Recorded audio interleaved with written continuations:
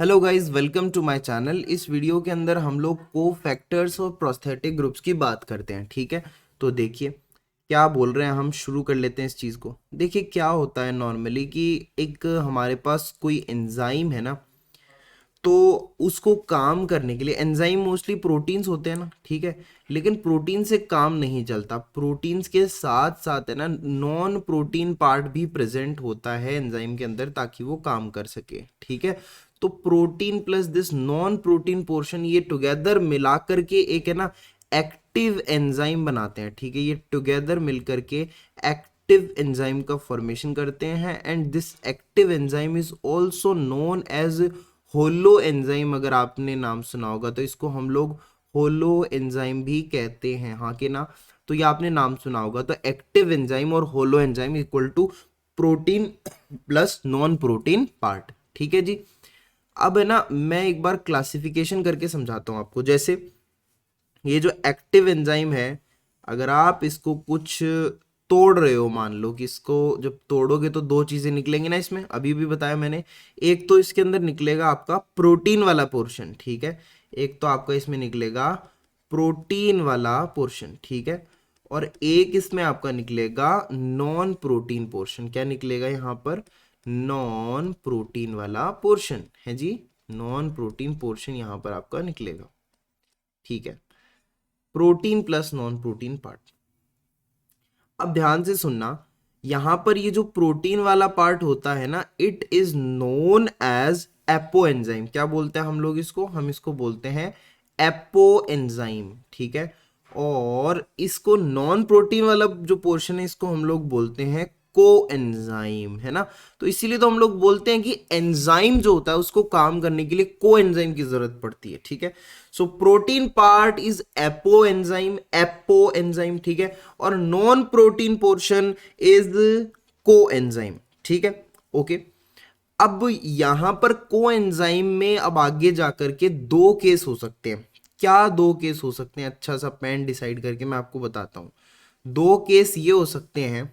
पहला केस, या फिर तो कुछ ऐसा हो रहा होगा कि ये जो को एंजाइम है, ये नॉन प्रोटीन पार्ट है, ये जो अपना मेन एपो एंजाइम है, इससे सेपरेट किया जा सकता है ना। इट कैन बी सेपरेटेड, मैं ऐसा बोल सकता हूं। कैन बी सेपरेटेड मतलब कि ये एकदम अच्छी तरीके से या ना स्ट्रॉन्ग कोवलेंट बॉन्ड से नहीं जुड़ा हुआ है प्रोटीन वाले पार्ट से। ठीक है, इसको हम आसानी से अलग कर सकते हैं, ऐसा non protein part, that is called cofactor. उसको हम लोग क्या बोलते हैं? उसको हम लोग बोलते हैं कोफैक्टर। तो what is cofactor? Cofactor is that part which can be separated easily. ठीक है, सेपरेट किया जा सकता है उसको। और दूसरा केस ये हो सकता है can't be separated. Can't be separated, can't be separated का मतलब है कि हम लोग प्रोटीन पार्ट या एंजाइम वाले पार्ट से इस नॉन प्रोटीन पार्ट को अलग नहीं कर सकते। ये नॉन प्रोटीन पार्ट का ऐसा पोर्शन जो मेन प्रोटीन पार्ट से एकदम स्ट्रॉन्ग कोवलेंट बॉन्ड से जुड़ा हुआ है, तो it can't be separated, that is called prosthetic group. नाम तो सुना होगा ना, प्रोस्थेटिक ग्रुप। इसको हम लोग बोलते हैं प्रोस्थेटिक ग्रुप। ठीक है जी। तो आपको ये टर्मिनोलॉजीज क्लियर हो रही होंगी कि को एंजाइम क्या है, और को फैक्टर क्या है, और प्रोस्थेटिक ग्रुप क्या है। ठीक है, अब थोड़ा सा और आगे हम लोग बढ़ जाते हैं। अब ये जो को फैक्टर है ना हमारे पास, कलर चेंज कर लेते हैं एक बार। ये जो हमारे पास को फैक्टर है, this cofactor, it can be organic.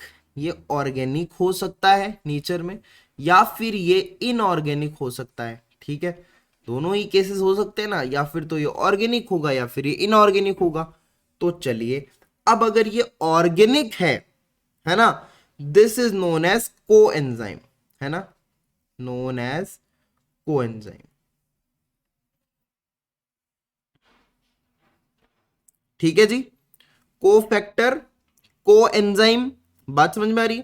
और अगर ये इनऑर्गेनिक है, then it is known as cofactor only.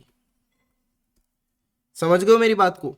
सो मैंने कहा कि cofactor when it is organic then it is known as coenzyme and when it is inorganic it is known as cofactor, ठीक है। और ये जो प्रोस्थेटिक ग्रुप है इसका तो क्या ही बताएं, ये तो इनऑर्गेनिक ही होता है, ये तो इनऑर्गेनिक ही होता है, ये तो इनऑर्गेनिक होता है और मोस्टली मेटल होता है, और मोस्टली क्या होता है, मेटल होता है। अब ये वाला जो केस है ये आपको थोड़ा और ज्यादा क्लियर होगा जब मैं एक दो चीजें और बताऊंगा, यहाँ पे कुछ लाइंस लिखूंगा मैं, देखो ध्यान से। चलिए, ऑल को enzymes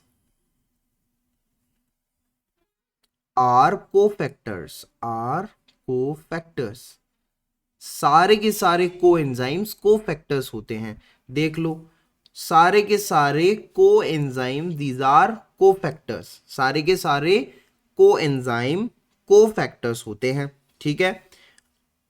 next point is metals are cofactors, metals are cofactors, metal cofactors होते हैं but not coenzymes, not coenzymes, ठीक है। देखो जब भी हम लोग ये बोलते हैं ना कि इस एंजाइम को काम करने के लिए ये वाला मेटल चाहिए, इस एंजाइम को काम करने के लिए वो वाला मेटल चाहिए, तो वहां पर हम लोग बोल रहे होते हैं कि मेटल्स जो हैं ये कोफैक्टर होते हैं, ये को एंजाइम नहीं हो सकते, ठीक है।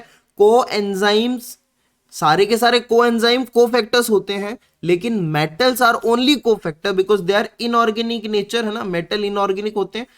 कोफैक्टर, तो मेटल्स कोफैक्टर होते हैं बट नॉट कोएंजाइम, समझ रहे हो मेरी बात को, ठीक है।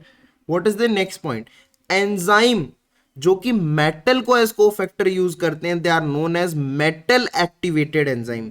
सो I can say that the enzymes which use metal as cofactor, metal as cofactor, जो मेटल को एज अ कोफैक्टर यूज करते हैं they are known as metal activated enzymes, उनको हम लोग बोलते हैं क्या, मेटल एक्टिवेटेड एंजाइम्स। ओके जी, मेटल एक्टिवेटेड एंजाइम्स हम उनको बुलाते हैं। और ऐसे वाले एंजाइम्स जो कि मेटल को as a prosthetic group use करते हैं that are known as metallo enzymes. So enzymes using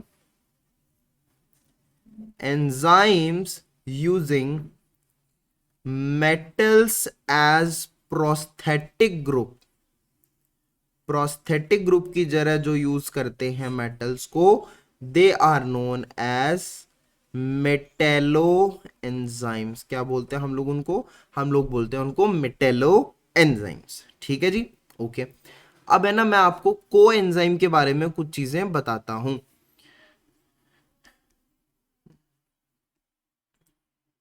को एंजाइम के बारे में बताता हूं, देखो coenzymes are lipoic acid can be coenzyme, lipoic acid, ठीक है।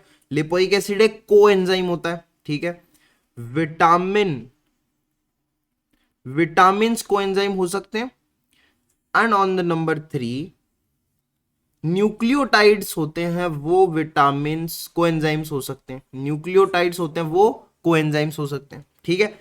अब विटामिन्स में अगर हम लोग बात करें तो विटामिन्स के अंदर सारे के सारे विटामिन्स नहीं, देखो जो वाटर सॉल्यूबल कैटेगरी आती है विटामिन्स की, जो भी वाटर सॉल्यूबल विटामिन्स होते हैं, वाटर सॉल्यूबल जो उनकी कैटेगरी आती है दैट एक्ट एज कोएंजाइम, ठीक है। जो भी विटामिन बी कॉम्प्लेक्स सारे के सारे B1 B2 B3 है ना, और विटामिन सी, ये सारे के सारे वाटर सॉल्यूबल विटामिन्स होते हैं जो कोएंजाइम की तरह काम करते हैं। उसके अलावा फैट सोल्यूबल वाली कैटेगरी भी तो होती है, तो फैट सोल्यूबल जो हमारे पास विटामिन्स होते हैं वो मेनली कोएंजाइम की तरह काम नहीं करते हैं। केवल एक ऐसा फैट सोल्यूबल विटामिन है जो कोएंजाइम की तरह काम करता है एंड दैट इज विटामिन के, है ना। Vitamin K is a fat soluble vitamin which functions as coenzyme, right, जो कोएंजाइम की तरह काम करता है। न्यूक्लियोटाइड्स जैसे NAD है, NADP है, FMN है, FAD है, तो ये न्यूक्लियोटाइड जो हैं ये कोएंजाइम का फंक्शन करते हैं, ठीक है। अब मैं आपको कुछ खास बातें बताता हूं, जैसे एक मैं यहां पे लिखूंगा SAM. What is SAM? What is SAM भैया? SAM, it is S adenosyl, S adenosyl methionine, S adenosyl methionine. ये मिथाइल डोनर है, ठीक है, मिथाइल डोनर है, ये जहां भी जाती है मिथाइल ग्रुप डोनेट करती है, ठीक है, सैम मिथाइल ग्रुप डोनेट करती है। ये एक न्यूक्लियोटाइड डेरिवेटिव है, ठीक है, ये न्यूक्लियोटाइड है ना, ठीक है। अब दूसरे नंबर में लिख रहा हूं PAPS, पैप्स, पैप्स मतलब फॉस्फो एडिनोसिल, फॉस्फो एडिनोसिल फोस्फोसल्फेट, फोस्फो एडिनोसिल फोस्फोसल्फेट। ये जो है इट इज सल्फेट डोनर, ये सल्फेट डोनर है, हाँ जी, ये मिथाइल डोनर ऊपर वाला, ये सल्फेट डोनर है पैप्स। दोनों के दोनों न्यूक्लियोटाइड डेरिवेटिव्स हैं, लेकिन ये कोएंजाइम का काम नहीं करते। मैंने क्यों बोला, अभी अभी ऊपर ऊपर ही मैंने बताया था कि कोएंजाइम्स हैं जनाब, न्यूक्लियोटाइड कोएंजाइम्स होते हैं, लेकिन ये वाले न्यूक्लियोटाइड्स पैप्स और जो सैम है ये न्यूक्लियोटाइड तो हैं, लेकिन ये कोएंजाइम की तरह काम नहीं करते। These are not coenzyme, coenzyme का फंक्शन ये लोग नहीं करते हैं। बात आई कि नहीं आई? बिल्कुल आई। चलिए नेक्स्ट पॉइंट की तरफ बढ़ते हैं। What is the next point? कुछ मैं आपको एंजाइम्स बताऊंगा जिनके फंक्शन के लिए कॉपर बहुत ज्यादा जरूरी होता है। Copper is required for, copper is required for, okay, copper is a metal, right, तो ये इनऑर्गेनिक है, ये एज अ को फैक्टर काम करेगा, हाँ कि ना, ठीक है, मैंने अभी भी ऊपर बताया था। तो कॉपर ध्यान में रखना, जितने भी ऑक्सीडेजेस होते हैं ना, कौन होते हैं? ऑक्सीडेजेस जितने भी होते हैं उनमें कॉपर लगता है, उनके काम करने के लिए कॉपर चाहिए, ठीक है। जैसे मैं एग्जाम्पल भी दे देता हूं, कोई प्रॉब्लम नहीं है, एग्जाम्पल मिल जाएंगे काफी सारे। जैसे एग्जाम्पल एक हो गया हमारे पास cytochrome C oxidase, cytochrome C oxidase, ठीक है, जो ETC में काम आता है। और टाइरोसिनेज, टाइरोसिनेज जो टाइरोसिन को मिलेनिन में बदलता है। और एस्कॉर्बिक एसिड ऑक्सीडेज, कौन? एस्कॉर्बिक एसिड ऑक्सीडेज, ये हो गया। फिर एक और नाम ले देते हैं, amino acid oxidase, amino acid oxidase. और एक और नाम ले देते हैं, कितने नाम लोगे? एक आखिरी एक नाम और ले लेते हैं, क्या जाता है हमारा? लाइसिल ऑक्सीडेज, नाम तो सुना ही होगा, लाइसिल ऑक्सीडेज।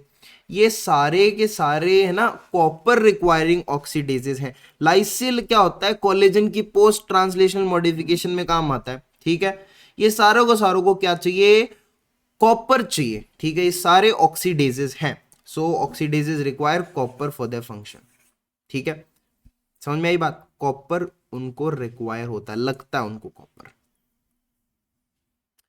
लेकिन यहां पर एक और इंपॉर्टेंट बात कर ली जाए, पेन बदल लेते, एक और इंपॉर्टेंट बात कर ली जाए यहां पर। आपने सुना होगा एसओडी, ठीक है, एक तो होता है साइटोप्लाज्मिक एसओडी, एक तो होता है cytoplasmic SOD, cytoplasmic SOD. What is SOD? Super oxide dismutase, ठीक है, super oxide dismutase, super oxide dismutase. तो जो सुपर ऑक्साइड डिसम्यूटेज है साइटोप्लाज्मिक एसओडी, ये जो होता है इसको भी कॉपर की जरूरत होती है, ठीक है। इसको अलग से क्यों बताया, देखो पता चलेगा। साइटोप्लाज्मिक एसओडी रिक्वायर कॉपर, ठीक है, बट माइटोकॉन्ड्रियल एसओडी जो होता है, mitochondrial super oxide dismutase, it requires manganese. Remember it requires which element? Manganese, ठीक है। साइटोप्लाज्मिक एसओडी कॉपर, सी से याद रख सकते हो, सी से कॉपर, सी से Cu साइटोप्लाज्मिक, है ना। और माइटोकॉन्ड्रियल एम से माइटोकॉन्ड्रिया, एमएन से मैंगनीज, है ना, तो एमएम हो गया, ऐसे remember, you can remember it, तो इट रिक्वायर्स मैंगनीज, ठीक है। ओके एक और यहां पर एक्सेप्शन ही मान लो, एक और पॉइंट है यहां पर, वो क्या पॉइंट है देखिए जरा। एक मैंने अभी आपको बताया कि सारे के सारे ऑक्सीडेज होते हैं, they require copper for their function, but I have oxidase which is named xanthine, आपने सुना होगा जेंथिन ऑक्सीडेज, है ना, जेंथिन ऑक्सीडेज। एंड एक और नाम आपने सुना होगा सल्फाइट ऑक्सीडेज, सल्फाइट ऑक्सीडेज भी आपने नाम सुना होगा। इन दोनों के दोनों को कॉपर की रिक्वायरमेंट बिल्कुल भी नहीं है, they do not require copper, they require molybdenum, ठीक है। तो यहां पर एक और गलती हो सकती है आपसे कि यहां पर आप ये थोड़ा सा गैस कर सकते हो कि यहां पे मैंगनीज तो है माइटोकॉन्ड्रियल एसओडी वाले केस में, और ये है मॉलिबेडनम ना कि मैंगनीज, ठीक है। तो xanthine oxidase and sulphite oxidase they require molybdenum, not manganese, not copper, they require molybdenum, ठीक है। So this is it for the video, है ना। इसमें हमने कोफैक्टर प्रोस्थेटिक ग्रुप्स के बारे में देखा। मिलते हैं नेक्स्ट वीडियो में with a new topic. Till then take care, bye bye.